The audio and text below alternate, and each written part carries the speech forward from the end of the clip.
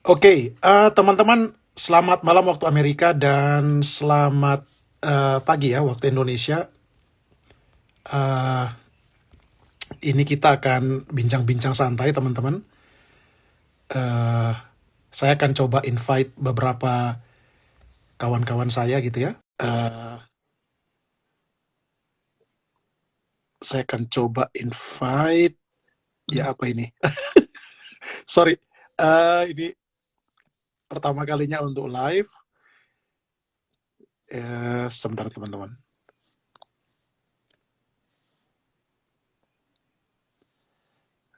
Jadi kita akan bincang-bincang malam ini untuk eh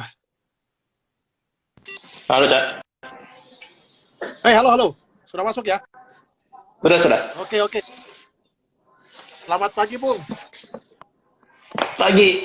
Aduh, Selamat pagi. baru bangun aku. Belum lama. Hai, pagi, Ya, wah, keren keren. Selamat pagi, selamat malam Bung Yosia di DC, Bung Angga di malam-malam. Tangerang ya. Kita tunggu lagi Yuk. Bung. Ini NS mau gabung juga nih. Tadi saya sudah invite. Mudah-mudahan eh, dia bisa masuk ya.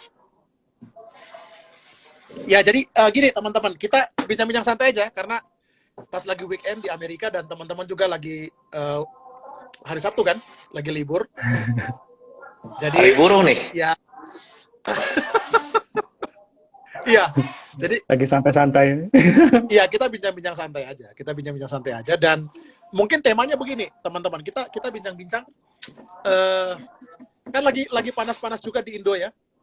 Dengan dengan debat-debat medsos segala macam dan mungkin pertanyaan yang perlu kita renungkan dan mungkin kita percakapkan lah. What do you think about being open in theological discourses gitu. Jadi apakah menurut teman-teman keterbukaan dalam diskursus teologi itu sesuatu yang perlu ditakuti, salah, begitu ya? Atau seperti apa? Iya, saya sudah sebentar. Ini kayaknya Bung NS ini saya mau undang dulu nih. Tar. Bung NS mau. Vlogi pakai Nesa deh. Iya ya. Ya, mungkin Saya sudah teologi. request tadi. Tapi ini kok tadi agak.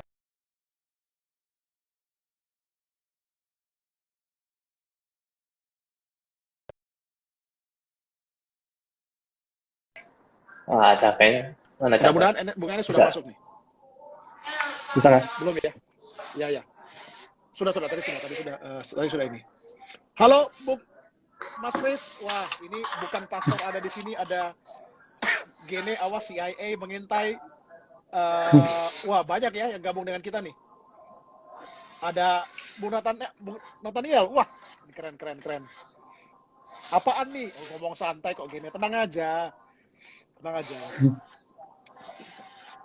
Oke, kita mulai gini mungkin. Bung Yosia dan Bung Angga gitu ya. Eh, sambil nunggu Bung NS juga masuk nih. Menurut teman-teman gimana nih? Dalam diskursus teologi itu penting nggak sih keterbukaan? Atau sebaiknya memang kita nggak usah terbuka dan menutup diri begitu ya? Atau seperti apa? Atau mungkin teman-teman bisa mengajukan usul yang lain kan? Terlepas dari binary overview perspektif ini ya. Oh, nggak bisa 4 ya? Cuma Bisa 3 harusnya, ya? Sob. Bisa 4 kok. Gitu ya. Iya, bisa 4 mestinya. Iya, makanya aku sudah invite dia. Atau mungkin coba ini. Aku invite Bung NS dengan akun pribadinya kali ya. Coba aja, siapa Atau tahu mungkin begitu. karena memang Bung NS agak sesat, makanya dia susah masuk. Kurang open minded. Kurang open minded. Iya kan? Nah, mungkin menurut Bung Yosia, Bung Angga, coba kita diskusi dulu. Apa klausul yang Anda usulkan itu? Karena kan ini rame kan entah di sosial media dan sebagainya sekarang kan. Gimana? Mungkin Bung siapa dulu? Bung Yosia dulu kali ya? Ya, kalau menurut saya sih, kalau diskusi ya mau nggak mau harus open minded ya. Maksudnya kalau kita nggak terbuka kan, gimana bisa diskusi kan? Gimana ada percakapan kalau tidak terbuka begitu? ya harusnya open minded ya. Tapi kalau saya pengen push, maksudnya terbuka di sini kan kita bisa bercakap-cakap, berdiskusi kalau ya saling mau membuka informasi kan. Kalau misalnya nggak ada ya informasi yang terbuka sama sekali, jadinya ya apa ya, menuduh kali ya, satu arah kan, begitu. Jadi ya open minded dalam arti saling membagi informasi lah. Mau nggak mau ya open minded kalau dalam diskusi. Cuma mungkin yang saya pengen push lebih jauh, mungkin open mindednya dalam arti sampai vulnerable kali ya. Saya pikir begitu ya. Oh. Dalam arti vulnerable dalam arti membiarkan orang lain tahu ketidaktahuan kita misalnya, begitu. Gitu kali. Gak tau sih, sampai yang baru saya kepikir gitu doang sih. Gimana. Berarti Anda Bung Yesia mengajukan klausul baru soal apa ya? Keterbukaan ini bukan cuma sekedar keterbukaan dalam arti welcoming ya. Iya, tapi ya open aja begitu. Jujur karena welcoming itu kan bisa jadi kita coba buka pintu rumah, tapi hati-hati gitu loh. Saya kalau ini kan enggak. Iya, jujur. Saya buka pintu rumah tapi ada boundaries kan. Tetap kamu hanya di ruang tamu gitu kan. Dan kalau kamu masuk ke belakang ada pistol gitu kan, kamu siap tak lebar keluar gitu kan. Nah, tapi kalau Bung Yosia tawarkan malah sudah lebih jauh, artinya radikal. Sudah masuk sampai lihat dapurnya gitu kan, lihat dapurnya, oh ternyata kamu ini kayak gini ya. Iya, jadi dari situ kan percakapannya berarti kan saya mulai dari titik mana, misalnya kamu mulai dari titik mana kan. Nah, berarti kalau misalnya ada nggak konsensus berarti kan, oh ya memang mungkin titiknya berbeda, tapi bukan berarti nggak bisa didiskusikan gitu. Makanya vulnerability-nya saya mau belajar dari kamu juga, kan harusnya begitu ya, menurut saya ya, gitu. Menarik. Jadi open minded-nya sampai begitu menurut saya ya. Nggak tahu, lain tanggapan enggak? Menarik. Thank you. Bung Angga. Ini kok Bung Enes belum bisa masuk ini ya? Ada apa? Makanya saya ini. Iya. Ada roh-roh di udara atau roh-roh di mana ini kira-kira? Tadi Teoflogi udah masuk loh, cuman nggak muncul di Indisroom. Mas Anas tadi udah muncul. Atau ada masalah koneksi kalian? Iya mungkin ya. Dia nggak muncul masih. Tapi udah masuk loh Indisroom. Nah ini, Mas Kris bagus nih kasih komentar nih. Resto modern, dapur di depan. Oh, wah berarti rumahnya Mas Kris kita balik ya. Jadi nanti kalau Angga nanti menikah buat rumah, dapurnya depan nggak, WC depan nggak, ruang tamu belakang. Jadi langsung kelihatan kan. Lu brengsek apa enggak gitu loh. Thank you Mas Kris. Angga perlu enggak? Iya, tapi aku setuju sih, maksudnya kayak tadi menarik nih. Yang pas Yosia bahas, aku jadi ingat konsep hospitality kan. Dimana kalau hospitality kita nerima orang nggak pernah benar-benar nerima, kita terima dengan syarat aku yang punya rumah, kamu ngikutin peraturan kita kan gitu kan. Which vulnerability penting, siapa juga merasa gitu ya, kita diskusi tapi nggak mau membuka diri, menyadari ada yang mungkin kalau kelemahan susah diakui, minimal keterbatasan ya, bahwa keterbatasanku itu di sini pandanganku, atau mungkin ada hal-hal yang kita memang nggak tahu, bukan nggak tahu, kita nggak lihat selama ini. Kalau kita datang dengan mindset udah tertutup ya susah lah, nggak ada diskusi, karena kita merasa bukan diskusi biasanya ya, tapi kita mau memberitahu, mau mengajar, mau preskriptif. Nah kalau begitu ya udah nggak ada diskusi kan, susah juga. Iya, makanya open minded kurasa ya udah jadi ini ya, udah jadi istilahnya asumsi baku ya harus terbuka dong kalau mau diskusi, kalau enggak ya nggak bisa gitu. Iya, betul.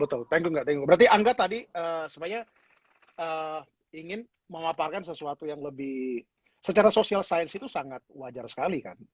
Bagaimana kita bisa diskusi kalau kita nggak terbuka kan? Iya, kalau betul. Tidak ada keterbukaan, yang terjadi kan manipulasi begitu loh. Yang terjadi ya cuma percakapan politis begitu kan, yang penuh dengan agenda, ya kan? Win lose dan sebagainya. Jadi bukan percakapan yang membangun begitu ya. Iya. Mau tambahkan lagi Yos. Ya ini saya lucu aja sebentar teman-teman. Ini kok Bung Enes nggak bisa masuk? Kenapa ya? Dari tadi loh kita undang-undangnya. Nah ini unable lagi tuh join. Kenapa? Apa kita kurang open minded gitu? Iya, kita mengeksklusi ini. Ya, sebentar, saya baca beberapa komen nih. Wah ini banyak sekali komen nih. Dosanya berat Mas SNS, jangan begitu lah Gen gitu loh. Kita semua ingat Roma pasal 323 Gen, semua kita berdosa. Tadi di belakang simpan pistol apa pester? Wah ya ini. Aduh. Pester Randy. Roh-roh kebidatan. Oh, suara saya kecil atau kedengaran ya? Mas Kenceng kok. Kenceng sih. Kalau saya kenceng. Mungkin Bung Jason mungkin dikencengin dikit tuh volume tuh. Volumenya. Oke. eh, Bung Adianto, apa itu kalangan yang merasa teologinya lengkap dan sempurna? Wah, saya nggak mau nuduh di sini. Ini kita terbuka. Tidak ada tuduh-menuduh, tidak ada jas, kita terbuka, begitu ya. Ini giliran saya tanya tentang disabilitas, jawabannya itu pertanyaan liberal. Wah, ya ini repot ya. Nah, ini saya mau ke sini nih, ke komen Bung Adianto ini. Kadang-kadang begini Bung Yos dan Bung Angga ini. Misalnya contoh ini ya tadi benar gini. Soal disabilitas, tapi kok tiba-tiba buru-buru langsung di shutdown dengan di shunt gitu dengan misalnya itu liberal gitu. Ya kan? Jadi bagaimana menurut teman-teman ini? Apakah fenomena apa sebenarnya ini? Ya kan? Ini yang jadi pertanyaan. Ya kan? Jadi misalnya kategori itu tidak jelas begitu. Bahkan interfaith pun dianggap liberal begitu kan? Bahkan teologi publik seperti yang sekarang Yosia sedang kerjakan dianggap liberal. Saya yang sedang mendalami queer teologi, apalagi Apalagi. gimana? Ayo, monggo. Kalau kamu pakai bingits itu, liberal bingits. Kacau. Monggo, Bung Yosia atau Bung ini? Atau Aku sih khawatirnya gini ya, liberal itu dipakai buat orang yang berbeda aja gitu. Aku ngeliat nih dari pengalamanku gitu. Kalau kamu beda, kamu jadi liberal. Aku curiganya ke situ. Oh, menarik. Curiganya. Iya, bisa juga gitu, betul. Berarti maksudnya apakah begini Bung Angga? Berarti liberal itu kategori generik, pokoknya beda, tidak sama dengan saya, liberal begitu. Aku curiganya ke situ. Karena liberal kan sebenarnya luas dan susah untuk dijelaskan juga, toh. Iya. Betul sekali. Karena liberal itu kan seingat saya punya banyak kategori dan definisi. Bisa liberal dalam kategori sosial politik, liberal dalam arti ekonomi, liberal dalam arti pendekatan misalnya biblical studies atau pendekatan teologi. Iya kan, maksudnya tidak bisa dicampur adukan ini kategori. Atau Bung Yosi ya yang mendalami teologi publik. Iya, mungkin di situ yang jadi problemnya sebenarnya itu ya. Iya, sebenarnya open-minded juga tadi kan, baik ke open-minded tadi. Liberal tadi memang digunakan sebagai, Angga tadi bilang juga, digunakan sebagai senjata ya. Kalau misalnya mungkin saya membayangkan percakapannya, karena saya nggak tahu tadi sebenarnya percakapan yang tadi ya Bung sedang utarakan, Bung Adi ya tadi rasanya komentar dari Bung Adi, Ya, seperti apa begitu. Cuma mungkin saya bayangkan situasinya ada percakapan, lalu mungkin salah satu pembicaranya ini merasa nggak sepakat ya dengan yang lain, lalu akhirnya dibilang liberal gitu. Mungkin itu satu skenario pertama kali ya. Mungkin skenario yang kedua itu bisa juga ya karena ada yang asing ya. Mungkin yang Bung Adi ini omongin dalam diskusinya asing dalam mungkin kamus perteologian lawan bicaranya begitu. Dan ya, paling gampang mengkategorikan orang-orang yang asing itu liberal. Iya, mungkin begitu. Jadi sebenarnya liberal itu bukan cuma sebagai simbol penolakan, tapi juga eksklusi ya. Kamu bukan bagian dari saya seperti yang Angga dan Caper sudah bilang ya. Nah kalau menurut saya kembali ke percakapan yang awal ya itu malah jadinya ya nggak open minded kan sebenarnya. Sekali lagi kan open minded itu kan ada vulnerabilitas, lalu juga ada satu hospitalitas ya, keterbukaan untuk memberikan ruang bagi yang lain begitu. Nah itu kan bagi saya justru dengan menggunakan kata liberal tadi, mengecap yang liberal tadi, nah dengan asumsi tadi ya minimal 2 percakapan tadi, ya akhirnya jadi percakapan yang nggak open minded kan, karena itu mengeksklusi yang lain tanpa mungkin mau mendengar dahulu gitu. Karena misalnya kalau dibilang masalah disabilitas, katakanlah ya queer gitu kan, harusnya didengar dulu ya. Sebenarnya apa sih maksud kamu dengan queer, misalnya begitu. Atau misalnya katakan liberalisme sendiri, seperti yang tadi Angga sudah bilang kan macamnya banyak. KPR juga bilang kan banyak gitu, ada sejarahnya dan liberal itu kan membebaskan ya, begitu. Misalnya. Dan kenapa harus negatif jadinya kan? Aku bingung. Nah iya betul. Itu kan berarti mengeksklusi dan di situ justru dibukti bahwa diskusi yang seperti itu malah nggak open minded kan sebenarnya. Nah tapi kan saya jadi kepikir juga justru, nah apakah kategori yang ini jadi nggak open minded juga gitu, iya kan? Iya itu gimana tuh? Tadi kan saya berusaha bilang bahwa kalau yang mengeksklusi yang lain itu kan berarti yang liberal itu berarti kan nggak open minded. Nah berarti apakah saya juga jadi nggak open minded ya? Nah itu kan pertanyaan usilnya kan. Ketika kita bilang yang itu ya betul juga. Iya kan, jadi kayak semacam ini kan, lu kan nggak open minded loh, tapi gue sendiri juga saya nggak open minded, gimana? Cuma tuh? ini teman kita doyan makan sini bagus nih komennya. Mungkin ini yang dimaksud nih. Iya, kenapa ya Bung NS nggak bisa masuk terus ya? Kenapa ya? Ini sudah bolak-balik ya. Iya, kurang. Sudah Iya. dipredestinasikan Mas untuk nggak boleh join kita, kamu memang sudah reprobat. Kalau saya keluar dulu gimana? Saya keluar terus maksudnya coba masuk, nanti tak. Coba Mas Indra aja, aku mau ke toilet dulu kebetulan. Aku coba keluar dulu ya. Mas Anda coba masuk. Coba keluar dulu. Coba Coba, keluar dulu ya. coba. Keluar Bung Angga keluar. Saya invite Bung NS ini. Karena kita perlu di Bung NS yang memang mungkin bukan cuma sekedar terbuka ya, tapi sudah buka-bukaan gitu loh.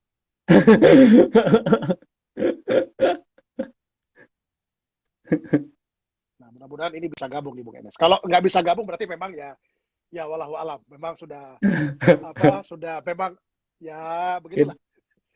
Koneksi internetnya kayaknya. Ini Instagram kayaknya ada ini Nus, ada filter tingkat kesesatan. Jadi langsung dia tolak begitu. Jadi aku masih aman lah ya, berarti ya. Coba ini Nus, kita lanjutkan Nus, sambil kita nunggu Bung NS yang sudah saya invite. Nah ini komentar dari Doyan Makan sini menarik. Liberal merelatifkan yang mutlak. Nah, menurut Anda, atau ini Bung Jason lagi nih. Bung Jason menarik ini. Mengejar kebebasan berpendapat, namun di Indonesia banyak yang ini berarti definisi yang lain ya, yang lebih positif. Nah, tadi komentar Anda Bung Nus dengan pendapat Bung Doyan Makan tadi. Nah, mungkin liberalismenya perlu dibedakan ya. Misalnya, katakanlah kita lagi bicara apa misalnya. Liberalisme dalam arti relativisme misalnya. Jadi kan biasanya kalau ngelihat, ya ini kan kita bicara liberalisme dalam arti kebebasan maksudnya, atau liberalisme dalam arti satu gerakan ya, dalam teologi Kristen. Nah, yang di dalamnya itu misalnya mencakup banyak hal kan. Ada relativisme, ada macam-macam tuh. Misalnya ini kalau kategorinya sih, kupikir. Nah, kalau liberalisme dalam arti kebebasan, aku pikir nggak masalah ya, gitu. Nah, masuk ke yang Bung tadi bilang, apakah berarti relativisme? Nah, ini sekali lagi harus dipikir dulu, liberalisme yang maksudnya gimana ya, gitu. Soalnya kalau misalnya artinya membebaskan kan nggak masalah ya. Berarti kan di sini justru open-minded lagi narinya, gitu. Menurut saya ya. Iya, betul sekali. Saya setuju Bung Yos. Nah, seringkali yang saya pikir problemnya kan penggunaan kata liberalisme ini jadi labeling jadinya, gitu. Pokoknya kamu liberal. Nah, tapi kita nggak pernah mendefinisikan dulu maksud kamu liberalnya apa nih, gitu. Betul. Kita lagi ngomong apa nih, gitu. Dan jadi kan memang eksklusi lagi larinya, gitu. Betul. Gitu. Saya pikir ini yang penting tadi ya, dari kira-kira kesimpulan sementara ya. Ada kesan bahwa satu liberalisme itu semacam istilah yang generik dipakai untuk langsung membangun demarkasi kan, membangun batas yang tegas gitu ya antara we and others gitu kan. Jadi ini semacam apa ya? Semacam batas yang tegas untuk menegaskan soal boundaries. Nah, betul. Coba Bung Nus, saya mau tanya berikutnya. Salah nggak punya boundaries? Loh, tidak ya. Kalau menurut saya. Nah, wah ini menarik juga. Boundaries kan juga kalau saya pikir ada banyak macamnya ya. Nah, misalnya kalau imajinasi boundariesnya dalam arti kita manusia ini kan terbatas ya. Misalnya, kita bisa mengetahui sesuatu kan juga, misalnya kita tidak bisa mengetahui segala sesuatu lah. Nah, justru dari aspek ini kan bisa kelihatan bahwa ya memang manusia ini punya boundaries dalam arti ketidaktahuannya dia toh. Gitu. Jadi menurut saya ya memang pasti punya boundaries gitu. Nah, sekarang yang jadi masalah kan boundariesnya mungkin yang dimaksud juga yang lain tuh misalnya boundaries doktrinal. Nah, biasa masuknya ke situ ya. Artinya Nus, bisa nggak saya bilang begini? Sorry saya potong. Bisa nggak saya bilang bahwa tidak salah punya boundaries, tapi mungkin yang perlu diklarifikasi itu definisi boundary-nya apa? Betul, definisi boundaries, dan juga sebenarnya justru dengan boundaries itu sebenarnya menunjukkan bahwa manusia itu tidak tahu semua sebenarnya kalau menurut saya ya. Nah, justru dengan tidak tahu semua, pentingnya berdialog dan open-minded itu adalah ya kita bisa membongkar boundaries itu jadinya kan dengan pengalaman yang lain gitu. Nah, itu pentingnya jadi diskusi yang open-minded gitu. Menarik. Jadi ya. Saya lebih melihat begitu. Bagus, gitu. bagus. Artinya ini yang Bung Nus maksudkan, lagi-lagi saya cuma reiterasi Bung. Boundaries tidak salah, tapi open-minded dibutuhkan supaya ada klarifikasi definisi boundaries itu, gitu ya. Sehingga kita tidak gampang untuk jatuh dalam anatema dan prasangka-prasangka bahkan penghakiman yang sebenarnya memang ya tidak ada sebenarnya. Betul. Jadi kalau bagi saya secara intrinsik manusia memang selalu akan membatasi diri ya dengan pengetahuan dia ya. Itu yang Exactly. Ya. Kita akan selalu membatasi diri kita. Dan kita nggak tahu semua. Kita nggak tahu semua, betul sekali. Iya. Jadi Jadi kita selalu terbatas. Gitu. jadi sebenarnya kan Nah, ini keterbukaan. bagus nih. Jason bilang, kayak open heart. Betul. Wah, ini lebih wah ini anu ini. Ini Bung Jason ini kayaknya memang seseorang yang Pembina aku ramah dan loh. hangat ya.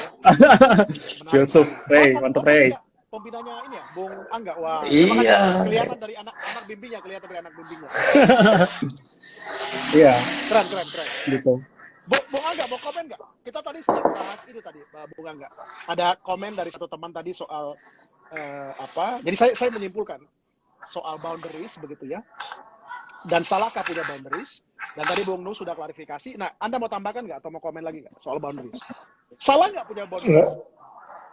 Enggak sih. Ya, maksudnya ya wajar lah. Gimana? Namanya kita manusia punya pemikiran, punya ide, punya boundaries kan. Nah, ini kan isunya gitu ya. Tadi isunya mungkin yang Yosia angkat bahwa orang-orang yang open-minded pun jadi terkesannya tidak open-minded sama yang tidak open-minded gitu ya. Jadinya kan in the end, open-mindedness itu apakah cuma sesuatu yang fana? Sesuatu yang... Ya kan gitu dong, open-minded itu. Nggak ada itu open-mindedness. Semua orang close-minded itu. Cuma lingkaranmu seluas apa. Kan kesannya seperti itu. Kesannya. Itu memang jadi menarik sih. Bagaimana gitu isunya. Iya. Ya kalau menurutku tapi di satu sisi ini ya, apa ya, kalau aku mau pakai kayak coba-coba mikir-mikir kayak Derrida ya, itu mungkin open-mindedness jadi kayak sebuah hospitality, kayak keadilan juga, sesuatu yang kita rindukan, kita mau semua orang bisa open ke satu sama lain, tetapi itu mungkin sesuatu yang belum bisa tercapai sekarang, sesuatu yang akan datang gitu. Hore, Akhirnya datang juga. hore, Akhirnya. sampai internet New York. Susan sama Instagram katanya nggak bisa 3, enak aja. Bisa, Emang ini. nggak bisa 4. Kayaknya memang ini lagi Manhattan nih. Internetnya kurang bagus ya. Wow. Selamat datang Bung Enes. Kita lagi bincang-bincang. Tadi mungkin Bung Enes sudah sempat dengar. Jadi kita bahas soal open mindedness gitu Bung Enes. Dan tadi sudah banyak diskusi termasuk komen dari teman-teman yang bagus-bagus nih merespon gitu ya. Dan tadi kita sempat nyimpulkan nih Bung Enes. Nah nanti mungkin kita mau tanya Bung Enes dulu ya yang baru datang ini ya baru hadir. Jadi kesimpulan sementara kita Bung Enes, open mindedness tidak salah. Begitu, boundaries juga tidak salah. Jadi kita perlu punya boundaries dan memang kita terbatas kan. Jadi secara natural kita pun pasti punya limitasi gitu, punya boundaries. Nah tadi Bung Yosia dan Bung Angga tadi sudah mengklarifikasi. Yang penting di sini adalah open-minded demi klarifikasi boundaries. Dan supaya jangan sampai ini kita sebenarnya tidak sedang dalam definisi yang sama, tapi kita ribut. Jadi kasarnya itu jakasnya mau bawa golong. Gitu. Ya kan? Nggak nyambung kok. Jangan teruskan. Golok. jangan teruskan. Nah, Bung Enes, menurut Anda, kenapa perlu open-minded atau tidak perlu ada open-minded? Apakah boundaries itu penting? Atau Anda punya usulan yang lain? Mau nggak, Bu? Ya, saya setuju. Keren. Bagus. Gak masalah. Keren. Emang masalahnya di mana? Masalahnya di mana? Iya, nggak ada masalah kan sebenarnya. Gak ada. Oh, Alexa. Alexanya ngikut loh. Play my music. Iya tuh. Udah gue matiin. Iya. Menarik. Bung Enes, mau nggak, Bung? Ada komen nggak? Atau nggak masalah? Kalau nggak masalah, nggak apa-apa. Ya, tentang boundaries ya teman-teman ya. Saya rasa boundaries itu pasti ada. Dan nggak pernah orang itu tidak ada boundary. Karena kalau orang nggak ada boundary, orang nggak punya jati diri. Gitu kan. Sedangkan kita mau berkomunikasi itu sendiri dimulai dari who am I? Aku tahu bahwa aku itu siapa. Dimulai dari itu pasti. Nah, tetapi memang bahwa keterbukaan itu kan itu juga merupakan komitmen. Aku mau membuka diriku. Aku nggak menutup kepada yang lain, tetapi aku mau belajar dari yang lain. Nah, problemnya menurut saya yang saya lihat itu kan orang berada di dalam ekstrem ini. rekan-rekan semua, ekstrim. Ekstrim antara takut kalau boundary-nya itu terbongkar, gitu kan, dengan orang yang kelewat terbuka, yang sebenarnya dia sendiri nggak ngerti siapa dirinya. Itu ekstrim yang sama-sama menurut saya sukar untuk diajak ngomong sama-sama, saya gitu ya. Menurut saya sama-sama dua orang di kutub ini sama-sama nggak bisa diajak ngomong. Kalau yang terlalu boundaries-nya itu terlalu kuat, dia akan datang sebagai Mesias, Bu, menurut saya. Ya. Iya kan? bukan Dia akan Yosia, datang. Yosia dan Bukan. Bukan Yosia. Bukan. Memang sebenarnya Yosia bisa Yosua, bisa Yehosua, begitu kan? Allah menyelamatkan, Yahweh menyelamatkan. Gitu. Nah, menarik. iya kan, itu ekstrimnya di satu sisi. Dia akan selalu menjadi Mesias. Dia akan selalu menjadi orang yang menolong. Dia akan selalu merasa he has something, he atau she has something to offer. Bahkan bukan hanya to offer, to change, begitu. Nah, hal ini menurut saya akan menutup dirinya dari realitas bahwa Allah sudah bekerja lebih dahulu, Allah sudah bertindak lebih dahulu di konteks tersebut atau kepada orang yang dia datangi itu. Itu berarti orang yang kelewat dengan boundary-nya itu menutup kemungkinan untuk melihat bahwa sebelum aku itu Allah sudah berkarya terlebih dahulu. Iya. Betul. Ya kan? Betul. Ekstrem yang lain menurut saya yaitu orang yang nggak punya boundary. Dia hanya mengikut aja, dia ngikutin arus, sehingga dia juga tidak punya kontribusi apa-apa untuk diberikan. Gitu. Itu berarti juga tidak ada sesuatu perbaikan yang dia bisa offer to the society. Karena apa? Karena dia sendiri nggak ngerti siapa dirinya. Saya kalau renungkan Bung Enes dari apa yang Anda katakan ya, saya itu kadang-kadang ingat juga begini. Saya kadang-kadang kan, terutama kita yang di dunia akademik teologi ini kan kadang-kadang dituduh itu terlalu open dan akhirnya tidak jelas identitasnya, misalnya gitu ya. Padahal contoh Bung Enes atau Bung Yosia mungkin yang sudah pengalaman sekali ya. Kita kalau buat paper aja kan di bagian pendahuluan itu kan kita sudah buat boundaries itu. Iya, kalau enggak terlalu banyak nanti idenya. Dan justru Bung NS dan Bung Yosia dan Bung Angga, mereka yang mengatakan bahwa dunia akademik itu tidak punya boundaries, terbuka segala macam, justru yang kesan saya malah universalizing.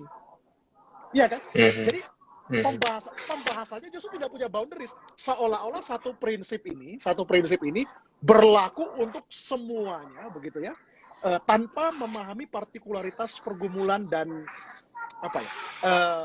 pergolakan setiap orang yang memang unik, begitu. Iya kan? Tadi kayak tadi misalnya teman-teman saya ikut ini ya seminar tentang rasisme tadi, dan yang menarik itu satu pembicara bilang begini, soalnya yang paling bahaya itu adalah kalau kekristenan itu, dan itu ternyata mengakibatkan dia tidak bilang bahwa kekristenan itu mengakibatkan memunculkan rasisme gitu ya, origin of racism itu dari kekristenan, tapi dia katakan yang menarik, problemnya adalah pada abad 16 misalnya, atau sampai ke kolonialisasi, pada saat ada nosi tentang universal gitu, kekristenan sebagai sesuatu yang universal, nah di situ tidak ada, di situ masalah muncul. Jadi tidak ada boundaries, itu justru masalah muncul. Komen teman-teman, atau mungkin sanggahan atau pendapat. Loh, saya pikir memang kekristenan itu menjadi sumber sebab rasisme, Bung.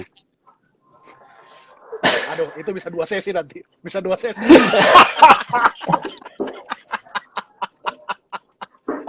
Memang ya presidennya begitu ya kalau melihat sejarah ya. Ada presiden bahwa betul, silakan Mas.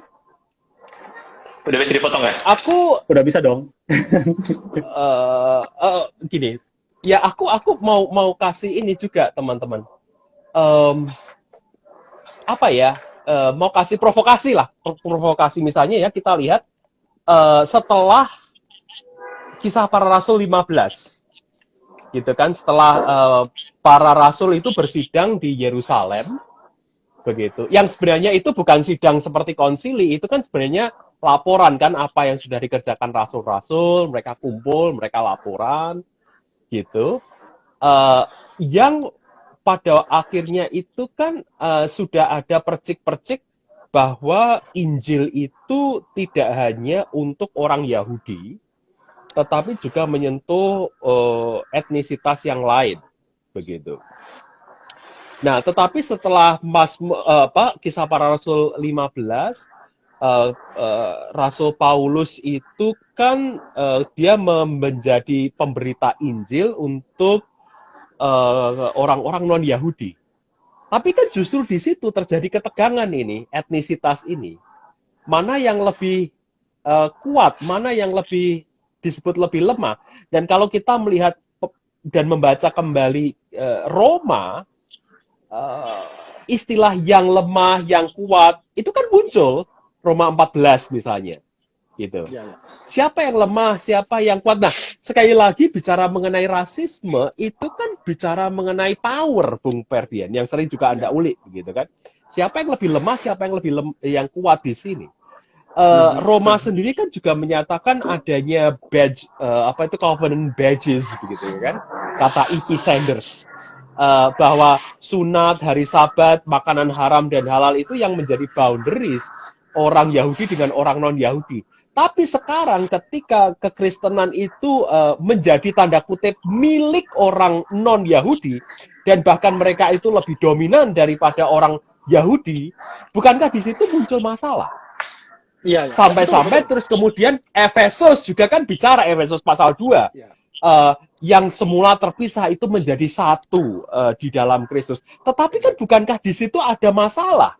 Memang. Jadi dan betul sekali Bung Enes, dan justru itu yang jadi problem utama karena kekristenan itu seolah-olah lepas dari historical continuation dengan Yudaisme, Bung Enes, dan kemudian mengklaim dia sebagai sesuatu yang universal. Jadi, nah, dan yang paling menarik tadi salah satu pembicara Dennis Buell itu dia pakar ini, Bung, dia pakar PB dan dari Harvard dan Christian Origins, dan yang menarik dia bilang di bapak-bapak gereja, misalnya Yusinus Martir, Clement of Alexandria, itu ada kata itu, Bung, kata ethnos itu ya teman-teman ya, kata ethnos itu diterjemahkan sebagai, jadi kekristenan itu dianggap sebagai new ethnic tribe, di mana asal usulnya adalah Yesus. Jadi Yesus itu semacam pendiri etnis yang baru. Jadi Yudaisme itu semacam dipotong begitu. Jadi dia ditinggalkan.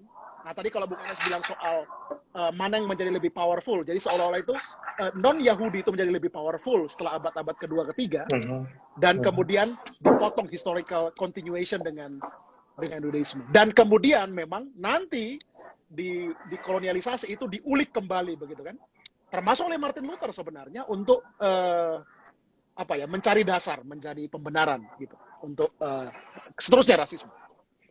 Artinya apa, Bung Enes dan teman-teman? Artinya ya memang justru jangan-jangan yang bilang kita perlu terbuka sekali begitu tanpa boundaries, jangan-jangan justru itu yang menimbulkan masalah.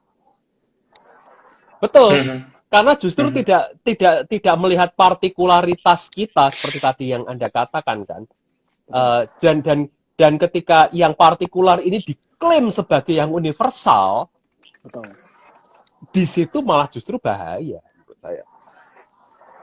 Nah, artinya begini, Bung Enes. Artinya begini, bisa nggak saya bilang bahwa ini kadang-kadang anomali ya. Jadi ada kelompok-kelompok yang mengatakan bahwa mereka menuduh misalnya yang lain itu tidak terbuka, dan mereka mungkin ingin membela boundaries mereka, tapi kenyataannya dalam boundaries mereka mengejarkan sesuatu yang universal untuk yang lain. Bagaimana ini? Ngerti maksud saya? Jadi, tatkala mereka menegaskan doktrin-doktrin yang benar, begitu kan? Berarti kan ada boundaries itu. Ada boundaries kan, sangat ketat, sangat kuat sampai saking ketatnya hampir robek, gitu kan? Nah, makanya kan kita perlu longgar ketatkan kan, kita perlu atur sebenarnya kan. Nah, itu kan fungsi ikat pinggang sebenarnya. Maksud saya pakai karet, pakai kaca. Maksudnya gini, teman-teman, apa ya? Mereka mengajarkan sesuatu yang sangat ketat begitu untuk kelompok mereka, tapi di situ mereka mengatakan bahwa ini berlaku universal. Saya mau tanya teman-teman, anomali nggak itu? What do you think? Tapi mungkin memang Bung Yose? menurutku Cah ya. Oh justru dulu, oke. Enggak. Apa ya, kayak modelannya kalau ngeliat Kristen populer sekarang, kan memang eranya begitu. Protestantisme, reformasi. Kalau aku ngeliatnya tadi selalu kan aku tariknya ke eranya memang era di mana kita manusia sampai sekarang juga punya idealis, punya harapan, punya mimpi. Ini loh jawaban solusi atas seluruh umat manusia. Kan modern sekali itu kan, kayak science dulu nih, terus kayak Kristenan nggak mau kalah, makanya harus bikin counter naratif lah kalau pakai bahasanya Smith kan. Counter naratifnya ini ya, Kristenan juga kok punya, kita menjawab seluruh permasalahan manusia, berlaku buat semua orang, walaupun diciptakan sama orang-orang barat misalnya. Ya nggak berarti jelek juga, cuma kan ya begini hasilnya di bawah misionaris misalnya ke Indonesia, kamu terima ini yang benar, kamu nggak boleh merusak kemurnian ini dengan konteks-konteksmu, karena yang kita bawakan ini kan the word of God, the truth yang memang sudah diturunkan langsung misalnya melalui revelasi. Isunya kan ke situ. Kalau menurutku salah satu isunya kan ke situ kan. Akhirnya diasumsikan kamu mau punya background apa, maupun misalnya ini dibikin tadi kan Mas Enes bahas ke situ kan. Oh, Injil ini sebenarnya di sana dipakai buat mengopresi, ada unsur-unsur perbudakan dipakai kan. Itu bukan urusan, apalagi yang datang cocok tuh, kebutuhannya kan mau memang imperialistik kan dia, mau kolonialisasi ya mendukung, dipakai aja, masalahnya apa kan. Bunga enggak, thank you nih, ini perspektif yang menarik, dan kalau boleh saya pertajam pendapat Anda, boleh nggak saya bilang begini Bunga enggak? Anomali dari pendapat seperti tadi adalah bahwa tatkala mereka mengatakan bahwa yang kami ajarkan universal, dan bayangan saya universal itu kan artinya mereka terbuka dan menjadi orang yang mestinya paling kan universal. Ya kalau kamu mengatakan ajaran kamu universal, berarti kamu mestinya paling kan universal, Bung Angga. Terbuka kan? Tapi faktanya justru kelompok-kelompok ini menjadi yang paling eksklusif, paling ketat sampai hampir robek. Nah, itu kenapa terjadi begitu? Celananya kekecilan. Ya. Oh, gitu ya. Tapi kekecilan celananya juga bagi saya ini juga ini ya, bahwa mungkin menyadari, maksudnya tidak menyadari partikularitas itu justru yang jadi masalah ya, mungkin begitu. Bahwa ya kan sebenarnya saya pikir kalau misalnya tadi kan Kak Per bisa sebut masalah doktrin ya. Saya belakangan ini berpikir sih dalam perenungan itu, doktrin itu sebenarnya selalu partikular dalam konteks tertentu ya, waktu tertentu begitu.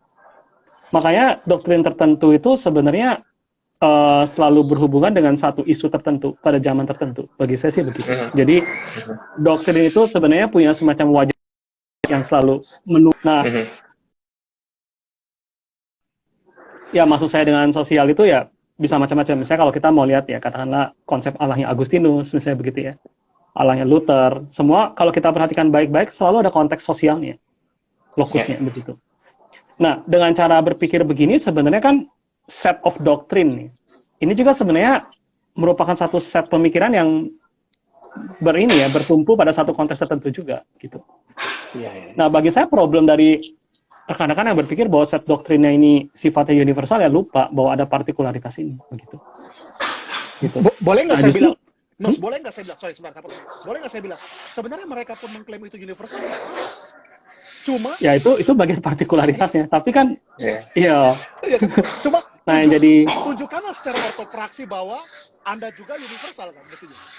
Iya, cuman yang jadi masalah kan ketika bagi saya problemnya adalah nah justru cara memberikannya kan gampang. Kalau misalnya setahu saya kan kalau dalam logika matematika kan kasih aja satu proposisi, misalnya kalau kita punya set proposisi kan, satu proposisi yang nggak masuk dalam sistem itu kan. Nah gitu. Maka yang berkontradiksi dengan sistem itu. Nah, di sini kan jadi kelihatan partikularitasnya, gitu kan. Nah, mau nggak kelompok ini mengakui bahwa memang saya berbasis pada satu partikular tertentu, begitu. Bahwa pergumulan saya sebenarnya nggak universal. Nah, universalnya itu tetap terbatas, begitu. Nah di sini kan sebenarnya kembali ke sistem open minded tadi, gitu. Justru ketika dihadapkan pada sistem ini, mau nggak kita terbuka mengakui bahwa ya saya memang bergantung pada set tertentu ini, Iya, begitu. iya, iya. Gitu. Berarti, Nah, apa maksud saya gitu? ya Oh, tangkap sekali, tangkap. Berarti oh, oh. Bung Yosia yang Anda maksudkan dengan open mind di sini bukan sekedar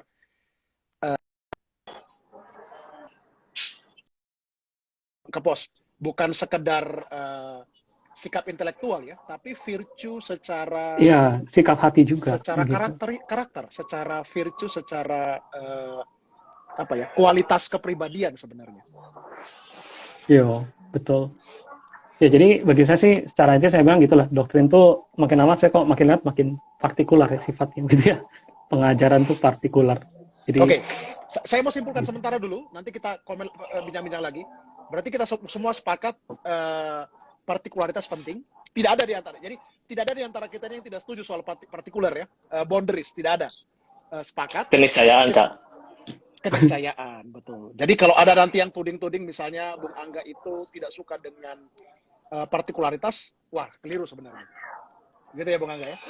Kalau ada yang menuduh Bung Yosia itu tidak suka dengan atau terlalu terbuka sekali walaupun dia teologi publik begitu kan, salah juga sebenarnya. Malah Bung Yosia menegaskan hari ini. Termasuk juga Bung Enes. Malah tadi Bung Enes bilang justru yang bahaya itu kalau yang terlalu terbuka, nggak punya prinsip. Lah, ini sudah klarifikasi. saya sama Bung Es tertutup sekali loh pakai jaket. Saya masih terbuka dikit nih. Iya, terlalu terbuka kamu.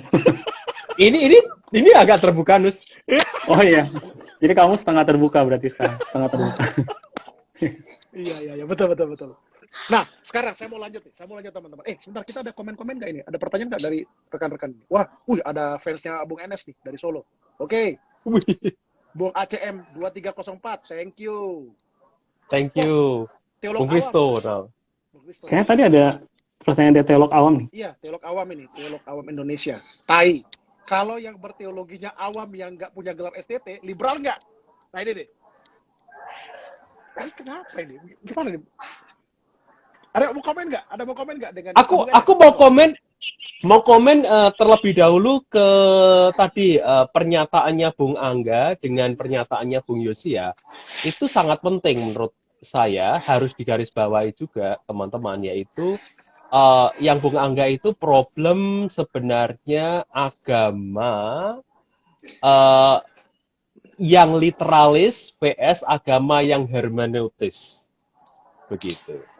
Nah, agama yang literalis itu, Bung Ferdian, yang partikular itu dianggap, diklaim sebagai yang universal, satu. Yang kedua, agama-agama literalis itu biasanya merasa dan mendaku punya akses kepada kebenaran dan punya akses yang mutlak terhadap kebenaran tanpa mau tahu bahwa yang lain juga punya akses kepada kebenaran. Artinya, kebenarannya, akses dia lah satu-satunya yang paling benar. Begitu. Betul. Itu. Betul. Ya Dan, kan? dan Itu go ahead. Ya, dan itu menutup kemungkinan untuk diskusi lebih lanjut, karena dialah yang punya kebenaran itu, dia punya akses kebenaran itu. Sekali lagi, ini problemnya yang partikular itu dianggap sebagai yang universal. Dan ini juga yang dikatakan oleh Bung Yosia juga tadi. Jadi dalam pembentukan keyakinan itu pun yang partikular itu tidak disadari, tetapi langsung bahwa yang partikular ini dianggap sebagai inilah the truth, begitu. Tanpa inform, tanpa mau bergaul atau mau berdiskusi, ada kemungkinan yang lain juga. Iya.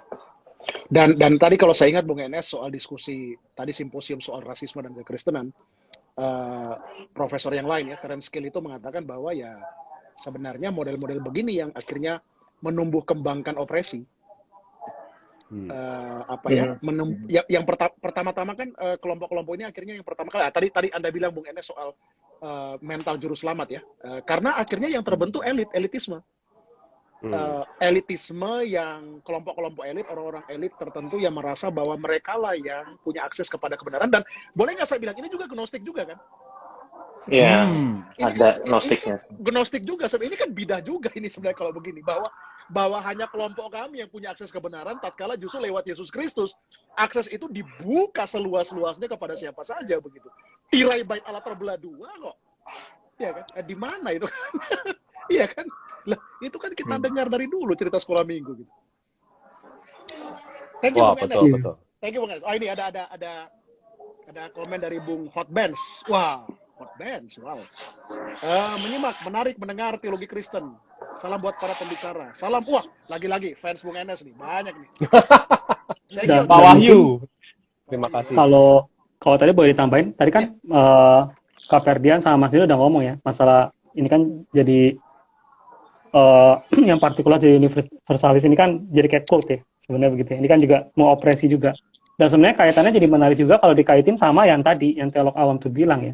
Apakah kalau orang awam ini berteologi itu liberal nggak begitu ya? Kalau saya pikir dari sistem ini liberal dalam arti membebaskan tuh, bagi saya membebaskan sebenarnya ketika yang orang-orang awam ini berteologi, karena dia mendesentralisasi ya, kuasa begitu kan.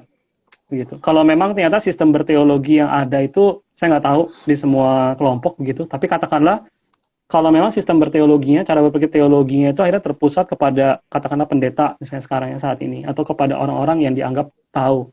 Nah justru kan dengan masuknya akar rumput atau teolog awam ini berteologi kan mendesentralisasi itu begitu. Justru itu. Jadi dalam arti ini mungkin membebaskan, liberal. Jadi liberalnya bukan jelek ya, membebaskan begitu. Dan di sini justru jadi penting sih, saya perhatikan begitu, bahwa memang kanal-kanal berteologi itu seharusnya dibuka seluas-luasnya. Dan ngomong-ngomong, sepemahaman saya justru kalau lihat kekristenan mula-mula kan sepertinya juga itu gerakan rakyat ya sebenarnya. Gitu. Iya. Sebenarnya Substansi. Bung Enes dan Bung Yosia dan Bung Angga tadi yang saya suka tadi dari pembicaraan soal rasisme tadi ya di simposium kami itu ini. Jadi ada satu kalimat dari kedua pembicara yang berulang-ulang muncul itu satu kata. Kekristenan itu possibility sebenarnya. Christianity is possibility. Why? Karena kekristenan itu sebenarnya messy. Di belakang kekristenan itu banyak kekacauan. Nah, dan aku juga setuju dengan Bung Enes sebenarnya, Bung. Tadi saya sebenarnya tanya pembicara Dennis Buell, karena Dennis Buell itu kelihatan sekali walaupun dia Harvard, tapi dia kelihatan ini menarik, dia pasti bela kekristenan gitu ya. Saya sebenarnya mau push further gitu, tapi yang menarik menurut saya adalah mereka mengakui ada sisi negatif kekristenan, tapi selalu emerge gitu, muncul pemikiran-pemikiran yang mencoba untuk mengatakan is it really kekristenan. Jadi selalu ada new movement, kemudian ada rejection, ada appropriation, ada reflection di sana. Dan itu yang disebut dengan kekristenan itu sebenarnya alih-alih bicara soal ada satu kebenaran yang dari dulu selalu benar, mutlak dan universal. Kekristenan itu selalu memunculkan new possibility setiap zaman. Dan mungkin di situ jadi pergumulannya. Ya, satu sisi, sorry aku motong Kak. Ya, satu sisi memang ya. Biasa. Ya aku juga ada biasa motong orang. aku biasa kok dipotong terus aku. Oh, iya. Jadi memang selalu ada dua sisi itu kupikir ya. Kekristenan itu tanpa sadar bring harm ya, bikin sesuatu yang buruk kadang. Tapi pada saat yang sama juga dia selalu memberikan dampak yang baik ya. Gitu. Jadi saya rasa selalu ada tensi ini ya. Gitu. Ada semacam ketegangan ya. Jadi saya pikir melihat kekristenan sepanjang zaman itu kita melihat satu pergumulan ya. Gitu. Pergumulan bahwa ada sekelompok yang berhasil mungkin membawa satu hal yang baik, tapi ada sebagian juga yang gagal misalnya. Tapi yang gagal juga nanti mungkin bisa berhasil juga gitu. Betul, possibilities kan. Jadi semacam satu dialektika ya. Gitu. Artinya Bung Nus, boleh nggak aku bilang begini? Kalau kita bicara lagi-lagi topik soal open-minded, boleh nggak aku bilang bahwa open-minded juga bicara soal gestur, menerima bahwa memang, jadi alih-alih mengatakan bahwa kekristenan itu sempurna, betul, tapi vulnerable kan. Keterbukaan mengakui bahwa kekristenan itu memang ya banyak flaws-nya dia masa lampau dan sampai sekarang. Begitu. Ada. Ya misalnya yang saya ingat juga masalah di penjajahan misalnya. Setahu saya kan memang terkesan kekristenan tuh kayak sama penjajahan tuh ya, penjajahan. Tapi kita juga ingat ada juga romo-romo atau pendeta-pendeta juga membela rakyat bawah. Jadi ini selalu ada dualisme ini begitu, dua sisi ini. Ya, ya. Makanya bagi saya ya terima yang baik, tapi terima yang buruk juga gitu. Ya itu memang bagian dari kita gitu kan, menyejarah. Kalau menurut saya. Aku jujur, kalau aku jujur ya teman-teman ya, kenapa sampai sekarang masih mau jadi Kristen? Nah, karena tadi itu kayak Kristen itu possibility gitu, walaupun banyak misi. Iya. Komen, Bung Enes atau Bung Angga, komen. Aku boleh Mas Anas? Iya, thank you. silakan. Aku ngerasa ya itu ya, mungkin ada unsur naivete ya. Unsur aku sih ngerasa dulu, aku kan juga dulu orang yang sangat dogmatik, tertutup ya. Itu ada unsur naivitas bahwa ya memang kan struktur pengajaran yang populernya begitu. Ini kebenaran, sudah pasti benar, dan apalagi biasanya aku suka dengarnya ditambah embel-embel untuk aku lah, sama Yosia yang misalnya dari gereja Injil Reform kan, bahwa para reformator telah memurnikan, menarik kembali kebenaran yang ya banyak lah embel-embel ceritanya. Nah, yang jadi masalah kan itu membentuk sebuah positivisme buta ya buat jemaat, bahkan kadang untuk orang-orang yang harus teolog juga gitu ya. Nah, untuk aku sendiri kayak salah satu turning point-nya banyak, cuman salah satu yang penting juga menyadari, melihat ke belakang gitu, melihat cerita sejarah gereja dari awal reformasi, bahwa ternyata pas aku pelajari, kebetulan waktu itu ada kesempatan ambil course online gitu, oh Messi ya, sesuatu yang aku anggap lumrah, bahkan ekstrimnya iman dasar gitu, ternyata tidak serta-merta diturunkan seperti teks turun dari langit udah jadi, tapi ada messiness di situ, ada selalu dialog, ada selalu perdebatan yang kalau kadang kita mau jujur, aku nggak mereduksi sebagai hasil politik ya, tetapi sedikit banyak ada politisasi andil, karena kan manusia yang develop kan. Kayak contohnya aku semakin terlihat ketika baca Agustinus, debat dia sama Pelagius, yang akhirnya mungkin jadi menekankan free will segala macam, itu kan politiknya kental banget di situ. Nah, aku bukannya berarti bilang itu jadi bukan kebenaran, enggak, tetapi kesadaran akan itu bahwa kekristenan itu kompleks dan tradisinya itu kaya, harusnya bikin kita lebih, ya nggak harus setuju, tapi minimal mau mendengar, karena menyadari ya kekristenan itu ada unsur itu ya, messiness, tidak sederhana. Karena kalau kita anggap, wah ini yang benar, 1500 tahun sejarah semua salah, ya lucu juga kan, konyol ya menurutku, gimana bisa begitu. Iya. Betul. Bahkan tadi yang saya dengar itu, saya nggak tahu ya, tapi tadi Dennis Buell bilang termasuk Martin Luther misalnya, itu buat sebenarnya pengajaran soal kutukan itu ya, HAM itu ya, salah satu yang menjadi originnya itu, yang buat itu Martin Luther sebenarnya, doktrin Curse of Ham itu, dan itu menjadi, saya tadi kaget dan aduh sedih sekali waktu dengar itu, bahwa reformator ya juga Messi. Bung Enes, komen Bu. Iya, saya setuju dengan pernyataan tadi ya, bahwa sejarah kekristenan itu Messi, dan justru catatan saya itu, saya akan berhati-hati Bung Ferdian ketika ada orang mengklaim bahwa agama itu pada prinsipnya itu mengajarkan kasih, kebenaran, keadilan, begitu kan.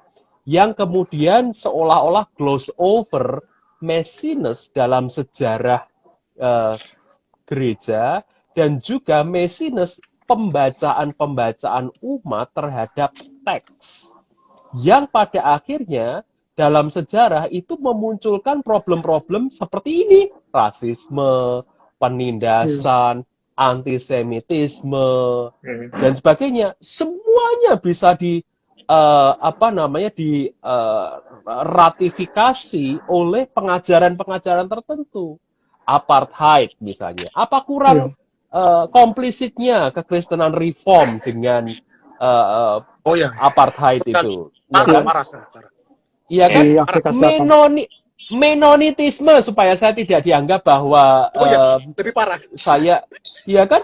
Menonitisme lebih parah, dan seperti tadi yang Bung Ferdian katakan, menonitisme itu malah seperti rasisme yang seperti ras yang baru kan di zaman Hitler itu, begitu. Jadi saya mau bilang juga, saya kritik diri saya kritik juga tradisi saya. Ini yang terjadi dalam sejarah, bahwa Menonit itu pernah menjadi komplisit, bahkan supremasi secara rasis, begitu. Tapi justru itu saya sadar betul tradisi saya punya pengaruh yang pernah buruk juga terhadap antisemitisme, dan itu harus saya lawan, begitu. Nah, dalam hal ini ada messiness di dalam agama-agama. Makanya saya nggak mau gloss over bahwa semua agama itu, apalagi kekristenan, mengajarkan kasih, mengajarkan kedamaian, keadilan. Tunggu. Apakah kita mawas dengan sejarah? Apakah kita tahu sejarah? Karena kan kalau kemudian kita gloss over itu, Bung Ferdian dan teman-teman semua, itu jadinya begini. Kalau yang baik itu diklaim punyanya Kristen. Kalau yang buruk itu diklaimnya itu oknum-oknum, begitu kan? Ya, betul. Kok begitu kan? Kan nggak mau bertanggung jawab pada akhirnya. Bahwa saya sendiri menjadi bagian dari messiness itu, berarti di dalam diri saya sendiri bisa jadi inherent toxic, begitu kan? Apa yang saya percayai, doktrin yang saya percayai, itu bisa jadi toxic.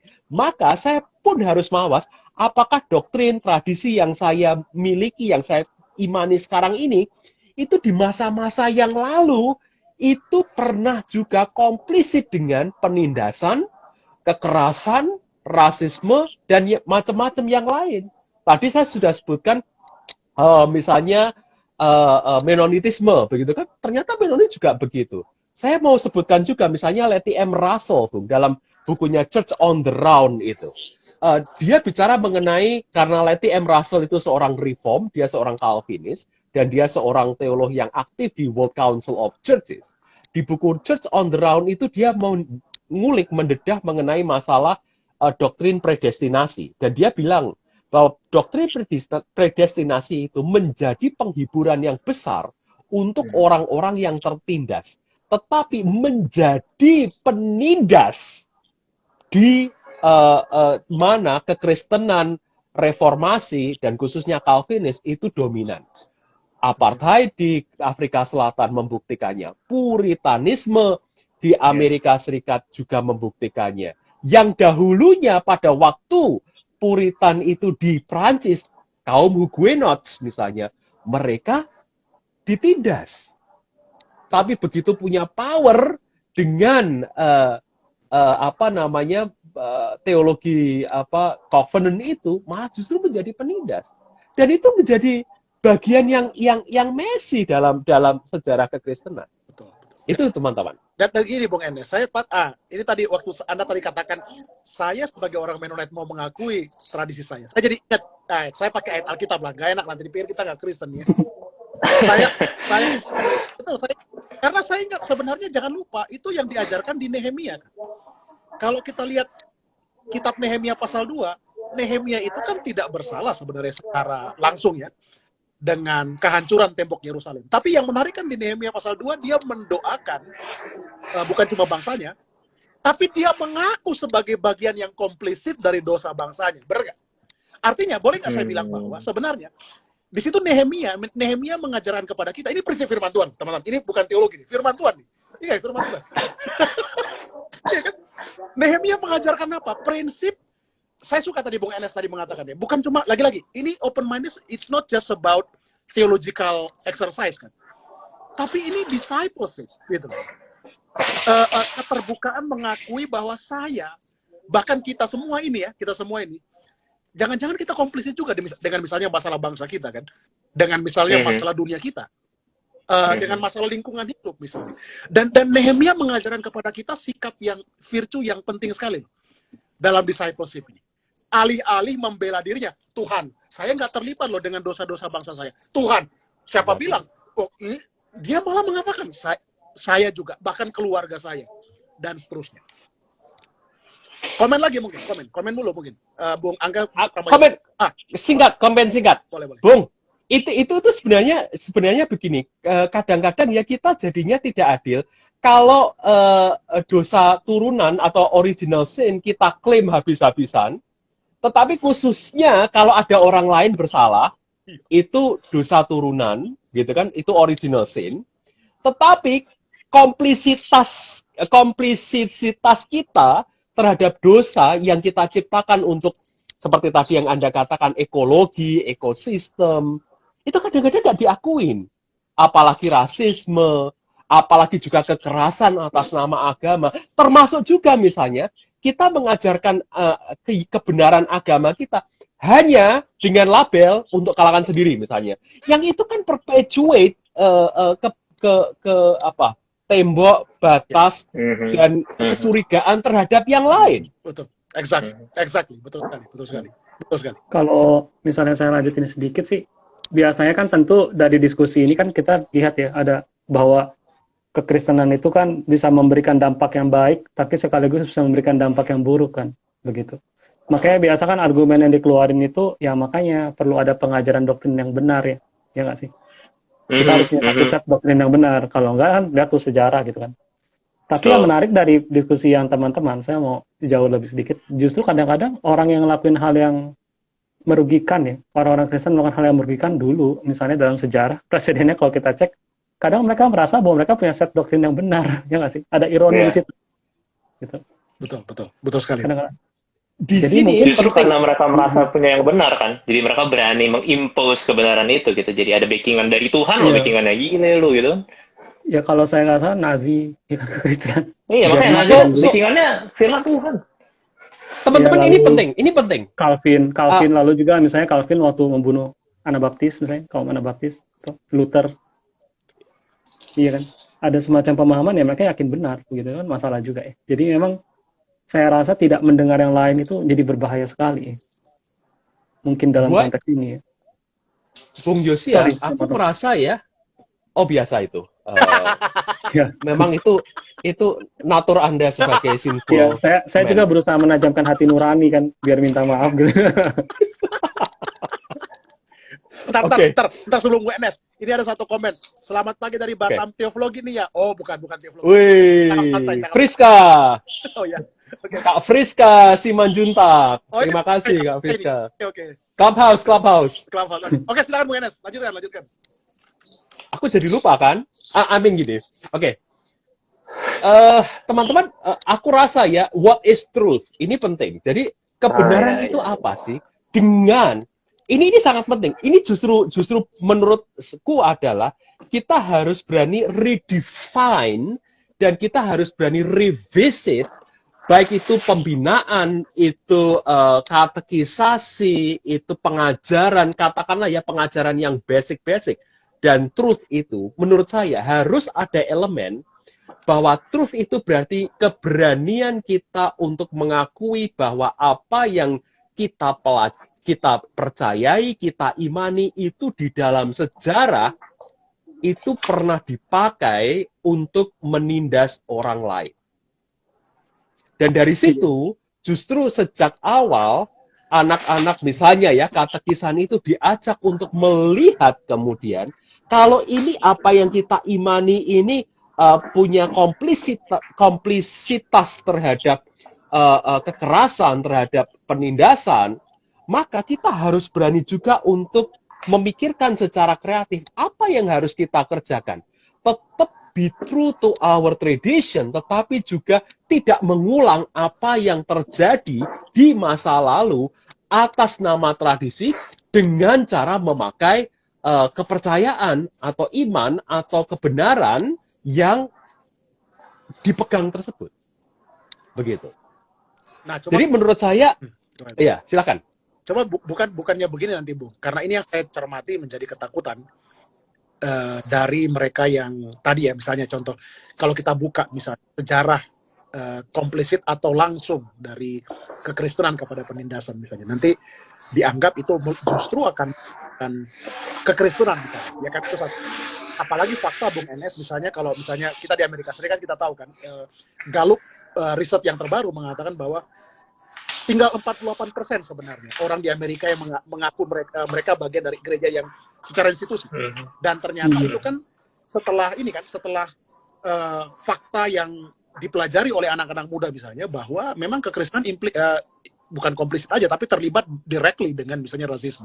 Nah, Jangan-jangan boleh nggak Bung NS saya katakan bahwa fear base itulah yang membuat akhirnya banyak yang merasa bahwa yang perlu kita ceritakan adalah sejarah kekristenan yang glorious, yang victorious, alih-alih sejarah kekristenan atau kekristenan versi yang vulnerable. Komen Anda, Bu?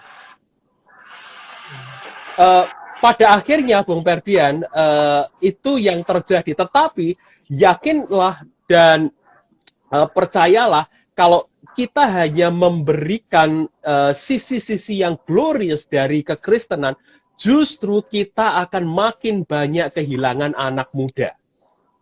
Begitu. Karena itu berarti semacam kita itu menutup diri, betul. Kita itu menyembunyikan diri, kita itu conceal something, begitu kan? Sementara ada banyak kebobrokan, dan ketika mereka di kemudian hari mengetahui, ketika mereka itu searching, ketika mereka itu melihat dengan informasi ketemu sana sini, dan mereka menjadi kecewa dengan tradisi mereka, justru menurut saya itu tanggung jawab para pengajar teologi, pengajar di gereja. Kenapa tidak menunjukkan itu sejak dari awal ketika mereka itu belajar mengenal teologi? Begitu.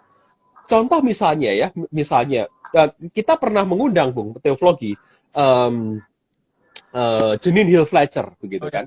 Dan di dalam bukunya yang rasisme itu, tentang rasisme itu, The Sin of Racism itu, dia mengatakan ada orang-orang, ada Yesuit-Yesuit yang memang komplisit dengan rasisme misalnya, begitu.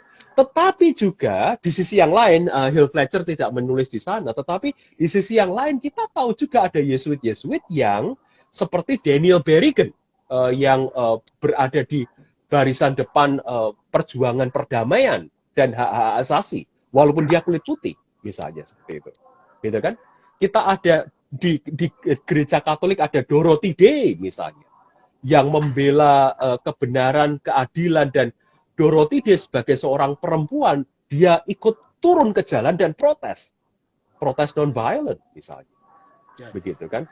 Artinya ada dua sisi ini, dan kalau dua sisi ini tidak dibuka kepada anak-anak muda dan sekadar yang didiskusikan itu adalah apakah keselamatan itu lewat predestinasi atau kehendak bebas, begitu kan?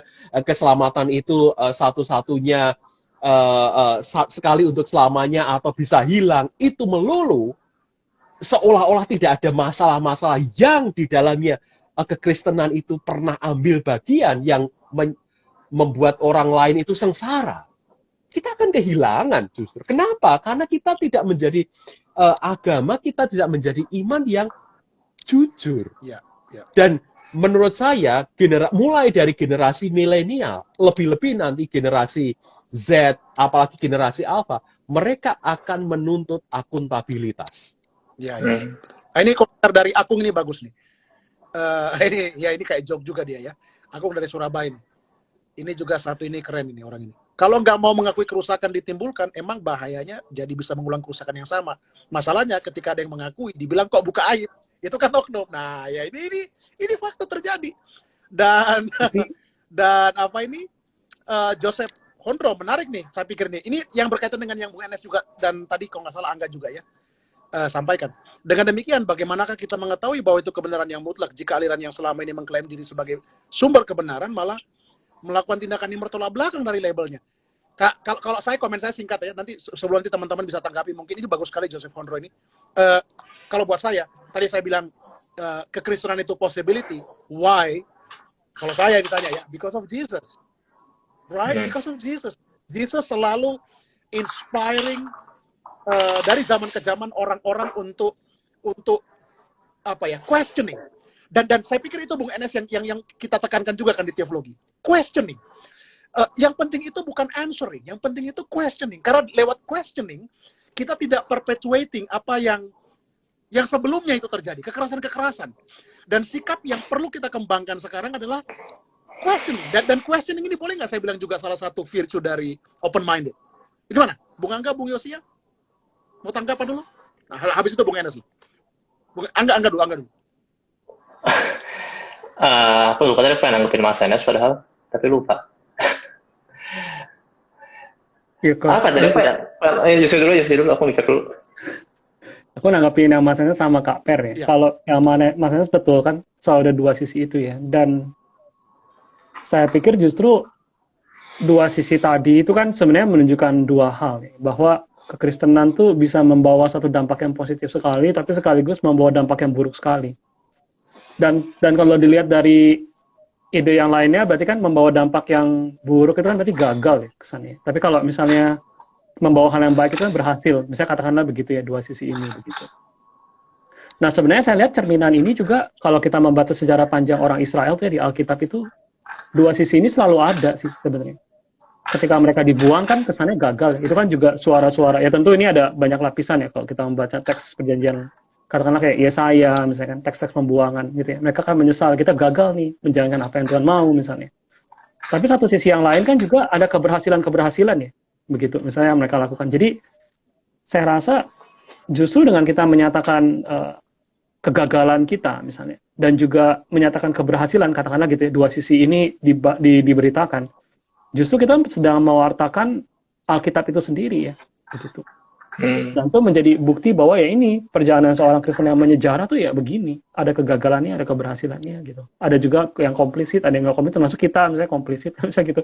Tapi itu bagian.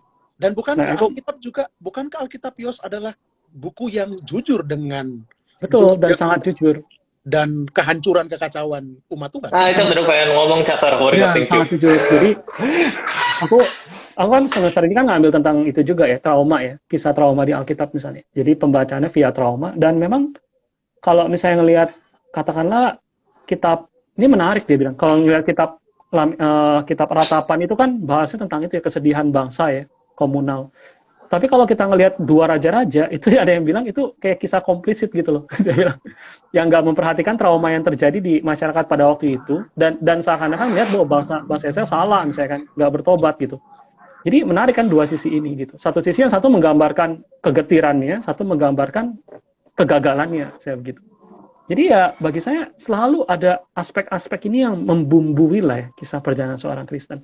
Nah makanya mungkin yang KPR, saya pikir yang KPR bilang penting sekali untuk kita kembali mempertanyakan ya, gitu.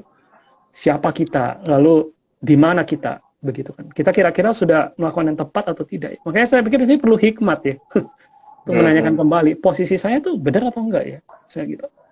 Kalau misalnya gereja saya benar atau enggak ya, saya sendiri benar enggak ya, gitu.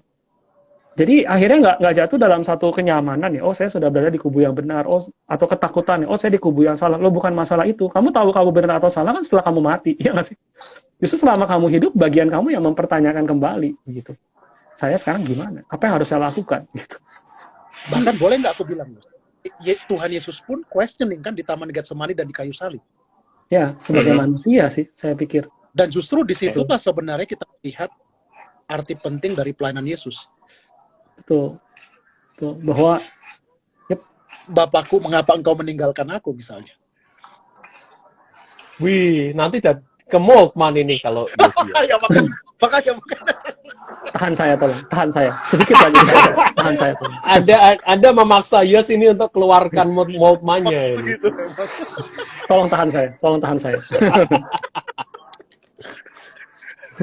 Ya, makanya Bung Andes atau Bung Angga tuh. Tadi Angga tadi mau bilang tadi sesuatu. Iya, itu Bukan tadi enggak. pas nanggepin Mas Enes ngomong, aku pengen ngomong ke situ bahwa ya yang misalnya tadi bilang apa Kristenan hanya menampilkan yang bagus-bagusnya, borok-borok disembunyiin. Padahal kan kalau aku masuk balik ke Alkitab kan, Alkitab sendiri kan itu kan, apa kegagalan nabi-nabi, kegagalan rasul-rasul kan ditulis dan nggak ada maksudnya Alkitab nggak pernah merasa takut nggak pernah merasa takut yang baca nanti jadi nggak percaya sama Kristen gitu kan, nggak ada ke situ lah. Tapi kenapa kita sekarang takut? Nah jangan-jangan jadi masalah dong, berarti ngakunya Kristen tetapi memakai, kalau bilang pakai cara dunia kan. Makanya ini kan sebenarnya menurutku pembacaan ada unsur teologis dong. Kamu maunya Allah yang glorious, yang pakai kekuatan dunia, yang padahal kalau kamu pakai tolak ukur itu sebenarnya Yesus gagal. Karena Yesus kan mati, terus katanya ada perubahan, nggak ada perubahan juga sampai sekarang. Mana perubahannya? Berarti kan memang caranya Yesus kan cara yang memalukan, kebodohan, ada kebobrokan, dan mengembrace itu dan nggak apa-apa gitu. Menurutku ke situ. Nah, terus kalau nanggepin tadi juga ya, Kalau kita merasa doktrin kita sudah benar, kita berlindung di belakang itu, kita diam, katanya firman Tuhan berkuasa mengubah dunia. Kan faktanya belum. Kalau belum kejadian, terus kita tenang-tenang, anteng-anteng baik, apalagi orang-orang yang berdoktrin baik, kadang-kadang juga nggak semua. Tapi kan tidak selalu itu mengubah hidup, toh. Ada yang hidupnya nggak baik. Harusnya kan itu menjadi sebuah kesadaran bahwa, oh ini nggak cukup. Allah lebih besar dari itu. Kok kita bisa merasa cukup? Nah, jangan-jangan kalau Marion bilangnya, itu kan kita idolizing kan? Kita idolizing God ke dalam konsep yang kita ide-ide doang tuh. Ide-ide kita jadiin Allah, kita udah sembah-sembah, udah cukup, udah puas, terserah orang ngomong apa, pokoknya ini paling benar. Nah itu kan juga masalah juga. Aku ngerasa lebih kompleks lah ya, nggak sederhana benar salah gitu. Bung Anes, mau komen tuh? Komen saya berdasarkan Alkitab aja kalau ditanya mengenai apa yang mutlak.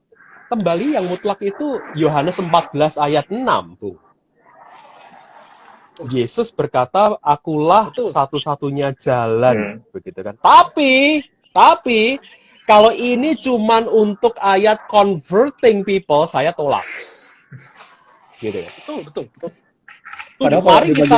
Mari kita duduk dan saya mau bilang, padahal di atasnya saya bilang di rumah bapakku banyak tempat tinggal ya, kafling, marketing, Yesus lagi marketing. Properti Yos. Iya, properti.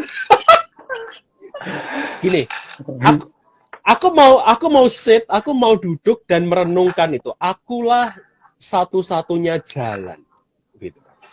Buat saya, pertama, ini bukan instrumentalistik. Yesus yang kemudian kita pakai supaya kita itu sampai kepada Bapa, artinya kita selamat. Kalau itu artinya itu agama yang super egois. Kalau itu yang ditawarkan kekristenan hanya Yesus satu-satunya jalan, saya nggak mau. Saya yang pensiun lah. Kalau itu. Gitu. Tetapi justru di sini, ketika disebutkan itu, Yesus itu mengatakan akulah itu hodos. Ingat teman-teman, pertama, pengikut-pengikut Yesus di Kisah Para Rasul itu disebutnya apa? Followers of the way. Begitu kan? Pengikut-pengikut jalan itu. Ini sangat penting loh. Gitu. Pengikut-pengikut jalan itu berarti Yesus ini disebut sebagai sang jalan. Artinya apa? Kalau kita merenungkan Alkitab, kita akan tahu bahwa bersama dengan orang-orang Yahudi misalnya, ya kita akan tahu bahwa ini adalah bicara mengenai halakha. Jalan itu berarti sebuah perubahan. Jalan itu sebuah dinamika kehidupan. Jalan itu berarti sebuah perubahan karakter. Jalan itu berarti sebuah sifat yang diubahkan. Begitu. Followers of the way itu berarti bahwa aku mengikuti Yesus Kristus. Aku mengikuti sifat-sifat Yesus. Maka itu kalau kita melihat ya, semua kitab-kitab perjanjian baru lah gitu. Itu pasti ada, khususnya misalnya surat-surat, kita akan tahu ada semacam virtues yang ditulis gitu kan. Ada jajaran virtues misalnya 1 Korintus pasal 13 itu, kasih itu sabar, kasih itu murah hati, kasih itu lemah lembut dan sebagainya dan seterusnya. Kasih itu bla bla bla bla bla itu. Ada virtues begitu. Dalam hal ini adalah mengikut Yesus itu mau nggak mau adalah sebuah perubahan kehidupan yang serta-merta. Akan tetapi dalam hal ini juga, Bung, rekan-rekan semua, kita akan melihat karena Yesus itu adalah jalan dan jalan itu berarti sebuah dinamika, sebuah proses. Ada kegagalan di sana dan kalau gagal ya diakui dong. Kenapa harus glorifikasi masa lampau? Kenapa harus glorifikasi tradisi? Kenapa harus glorifikasi memutlakkan sebuah keyakinan sebagai this is the truth? Kemudian glossing over, meninggalkan dan menganggap bahwa yang lain itu atau yang mesi-mesi itu nggak ada. Menurut aku itu bukan hal yang tepat. Dan seperti tadi yang dikatakan oleh Bung Angga juga, Alkitab jujur kok, keburukan perjanjian baru sendiri jujur. Bukan hanya keburukan Rasul Petrus ya yang ditegur oleh Paulus, termasuk keburukan Paulus kalau kita mau jujur. Dan kita baca baik-baik surat-suratnya vis-a-vis berhadapan-hadapan dengan kisah para rasul, kita akan melihat anomali juga dalam sifat, dalam karakter dari Rasul Paulus. Betul. Itu fair. Betul. Betul sekali. Iya, nolak Markus. Nah, salah satunya, begitu kan? Menolak Markus. Thank you. Dan sebenarnya saya juga pernah waktu itu kalau ingat yang Bu Enes bilang tadi ini, saya ingat saya dulu pernah buat khotbah tentang pergumulan Yesus di Taman Getsemani dulu sekali. Dan dalam perenungan saya itu jangan-jangan itu titik yang nadir loh Tuhan Yesus sendiri loh dalam kemanusiaannya ya. Karena kan di situ dia benar-benar dalam pergumulan yang tidak gampang itu. Dan dengan kata lain di situ the fullness of his humanity itu kan tampil di situ kan. Dan vulnerability Tuhan Yesus itu sangat blunt di situ, sangat terang benderang. Jadi saya pikir saya setuju, saya sepakat dengan apa yang Bung Enes katakan. Nah, kita sudah hampir 1,5 jam nih. Mungkin kita akhirnya saya mau tanya pertanyaan terakhir sekali ke teman-teman. Nah, teman-teman tadi sudah, saya pikir ini percakapan yang bagus sekali ya. Saya nggak nyangka sampai seperti ini karena tadi saya pikir kita cuma mau ini malah dalam banget ini ya. Gini. Tadi kita sudah sepakat lah ya, dan saya pikir ini penting sekali untuk kita garis bawahi bahwa kita sepakat boundaries, kita sepakat soal kita tidak sepakat dengan universalizing, tapi menghargai pergumulan dan konteks, jujur dengan masa lampau, itu semua adalah bagian dari virtue openness ya. Tapi satu pertanyaan terakhir, teman-teman. Setelah teman-teman, apalagi kita semua sudah belajar tentang kekristenan dan tadi kita sudah cerita banyak. Saya mau tanya, kenapa tetap menjadi Kristen? Ini pertanyaan praktis tapi saya pikir penting, teman-teman. Dan betul. Menurut saya dalam konteks tema kita hari ini, why jadi terbuka? Karena begini, banyak yang berpikir begini. Hati-hati dengan keterbukaan, karena kalau kamu terbuka, kalau kamu misalnya terbuka bukan cuma sekedar dengan ilmu pengetahuan, kemudian agama yang lain, ajaran yang lain, tapi termasuk terbuka dengan vulnerability kekristenan, kamu akan hilang, kamu akan tidak menjadi, bisa jadi 2 sesi ya, kamu tidak akan jadi Kristen. Betul.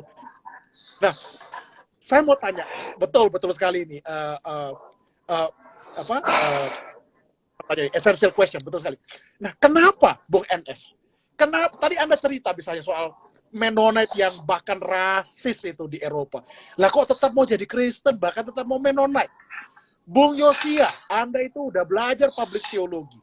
Anda bahkan di Wesley Seminary yang menekankan soal pentingnya jujur dengan sejarah, dan Anda belajar juga tentang rasisme di sana.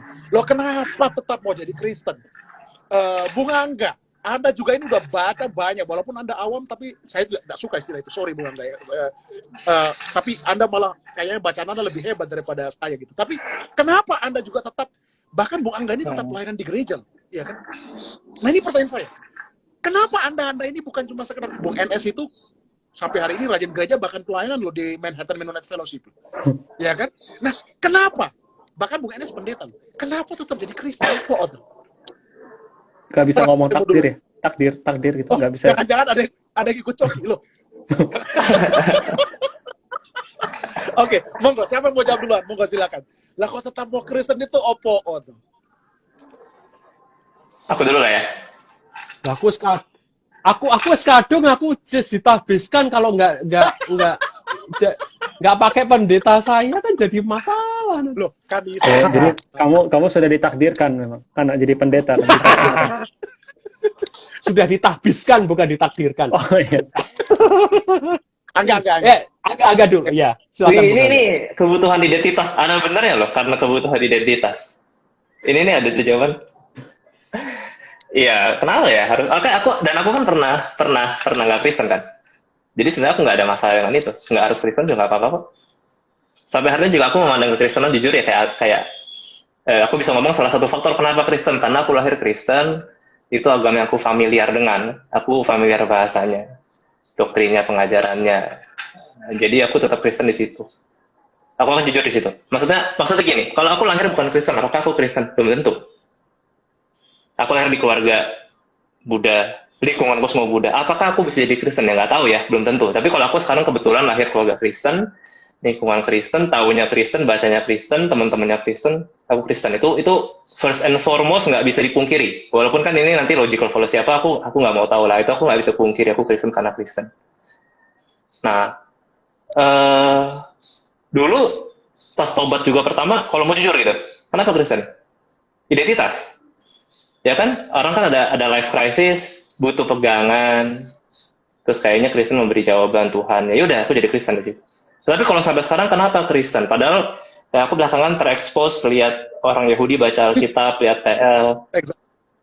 Ya tuh, aku udah kayak memang masuk ke dekonstruksi postmodern. Oh iya, Alkitab mah teks aja. Bacanya juga interpretasinya banyak kok. Nggak tunggal, nggak kebenaran apa itu benar absolut gitu. Ya ada, cuman interpretasi kan interpretasi. Ya. Aku potong satu lagi. Dan Anda yang awalnya suka Agustinus, sekarang tahu betapa Agustinus itu seksis, ya. Wah, busuk deh. Tapi aku tetap suka, nggak ada masalah kan. Tapi aku ngeliat, ya kayak gitu kan, Agustinus, politik juga gitu kan. Walaupun di confession pietis mana gitu.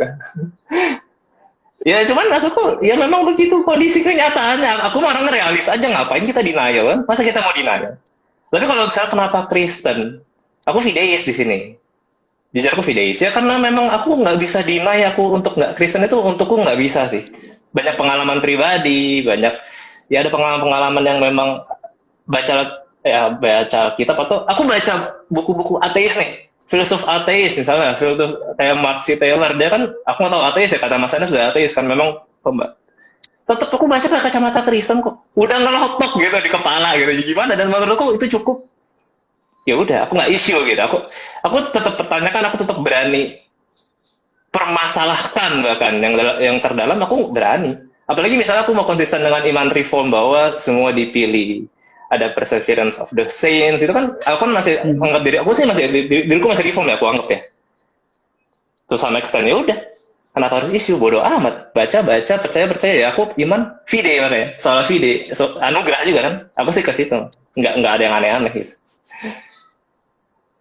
Thank you, Angga. Thank you. Ini keren banget. Karena saya pikir Anda cerita baca postmodern, Anda baca kemudian Agustinus dengan segala kompleksitasnya, begitu kan?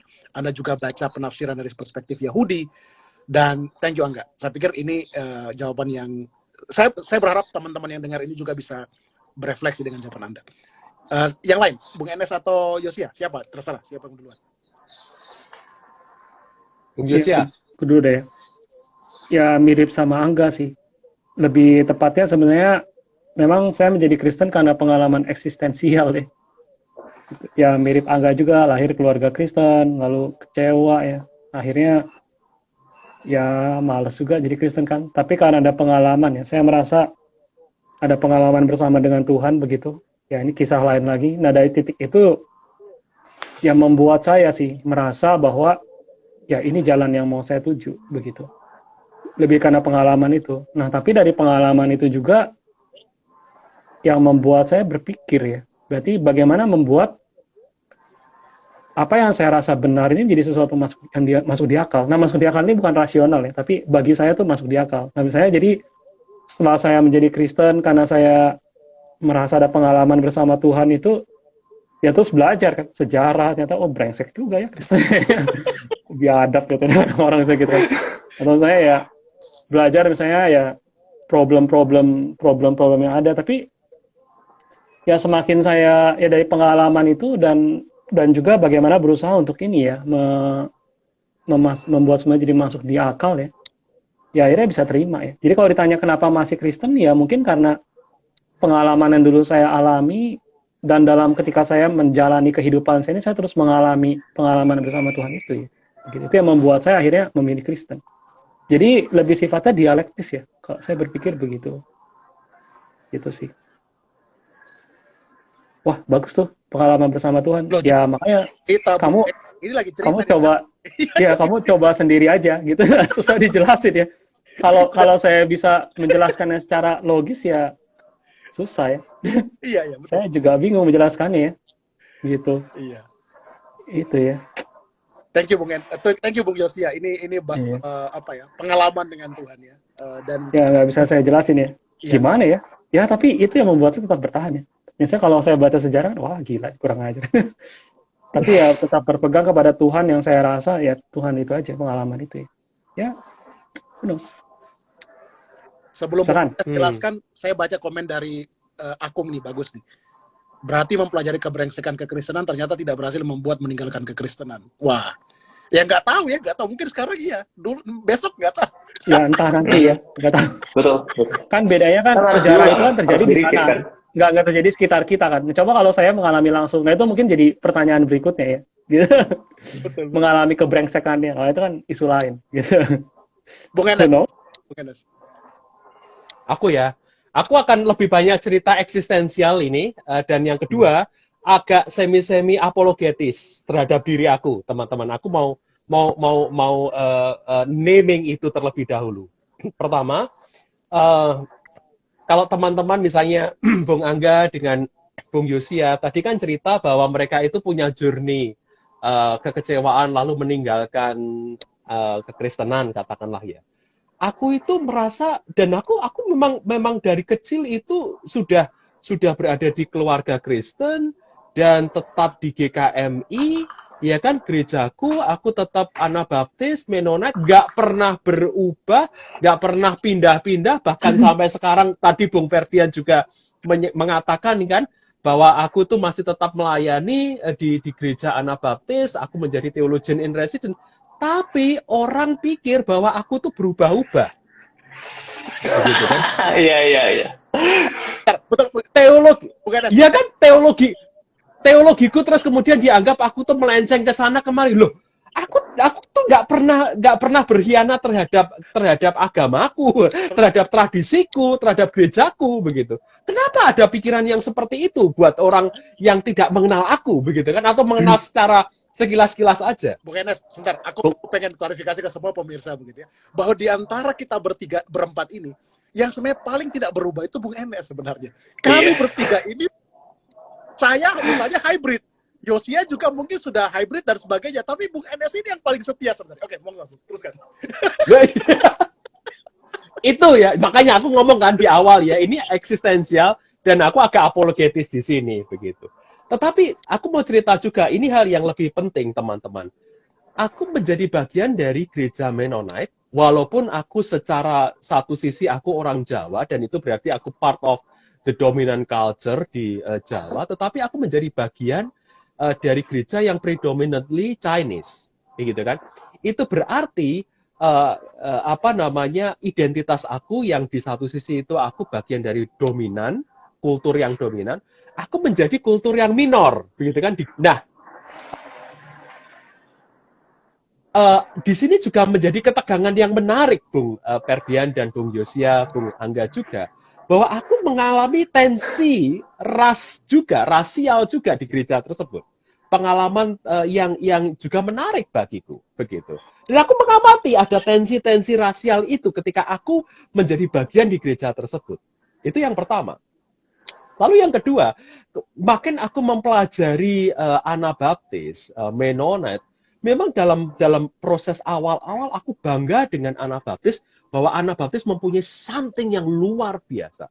Tapi makin aku pelajari, aku makin melihat kebobrokan itu, seperti yang tadi kita sudah bahas. Ada Mennonitisme, gitu kan. Dan yang kedua, akhir-akhir ini misalnya, teman-teman bisa meng-google kok, Anabaptis Mennonite, gitu kan. Tidak kurang dari mereka orang-orang yang dianggap sebagai pemimpin-pemimpin Anabaptis, profesor-profesor yang terkenal, itu juga melakukan sexual harassment. Dan itu bukan hanya satu, bukan hanya dua, bukan hanya tiga, ada daftarnya di website. Dan itu dibuka, dipaparkan sedemikian rupa. Itu berarti tradisi aku sendiri menjadi bagian dari yang pernah juga melakukan tindakan kekerasan. Nah, aku ada di dalamnya ini, gitu kan teman-teman ya. Nah, sekarang problemnya kan tadi masuk ke pertanyaannya Bung Ferdian, kenapa aku tidak meninggalkan Anabaptis? Kenapa aku tidak meninggalkan Mennonite? Satu sisi, Bung sekalian, kalau aku meninggalkan Mennonite, aku akan belajar sesuatu yang baru. Aku akan starting all over again from the zero, gitu kan? Nah, it takes time for me, begitu. Itu yang pertama. Yang kedua, aku makin belajar juga bahwa kembali tadi ke awal, di tengah-tengah messiness dari tradisiku, aku tetap melihat sisi-sisi di mana tradisiku itu punya power, punya resources untuk melawan, gitu. Untuk melawan ketidakadilan, untuk melawan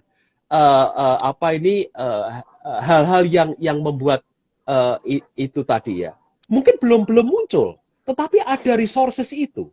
Dan resources itu ada, baik itu di Alkitab maupun di tradisi, atau kalaupun toh nggak ada di kekristenan yang lebih luas lagi.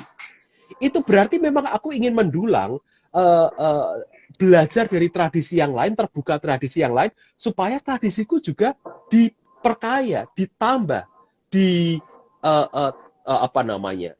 dikasih input. Jikalau memang aku tidak punya tradisi tidak punya kekuatan itu, misalnya ya, Anabaptis itu banyak bicara mengenai kasih, perdamaian, tetapi kurang bicara mengenai justice misalnya. Nah, dari tradisi yang lain ada itu. Jadi aku pun terbuka di sana. Nah, yang terakhir menurutku, kenapa aku tidak meninggalkan Kristen dan kenapa aku tidak meninggalkan Anabaptis? Karena aku mengingat apa yang dikatakan oleh Profesor Elizabeth Johnson. Kenapa dia juga ditanya, kenapa dia tidak meninggalkan Katolisisme walaupun Katolisisme punya sekali banyak masalah, punya sekali banyak kebrengsekan, punya sekali baggage masa lalu yang luar biasa, gitu kan? Dan Profesor Elizabeth Johnson mengatakan begini, aku tahu itu dan aku tidak menutup mata dengan semuanya itu, tetapi kalau aku meninggalkan Katolisisme, aku akan kehilangan juga orang-orang seperti Thomas Merton, kehilangan orang-orang seperti Dorothy Day, kehilangan orang-orang yang seperti Daniel Berrigan, begitu. Orang-orang yang memang berjuang di depan, sementara mereka tetap menjadi Kristen.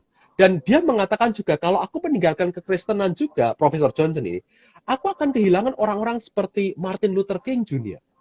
Nah, kita bisa tambah daftar itu. Gitu. Dan ternyata kan kita melihat begini, ada orang-orang yang walaupun mereka itu tahu kebrengsekan agama mereka, tapi justru resources itu mereka pakai untuk melawan ketidakadilan itu. Dan dengan agama itu juga punya kekuatan komunitas, bukan? Gitu.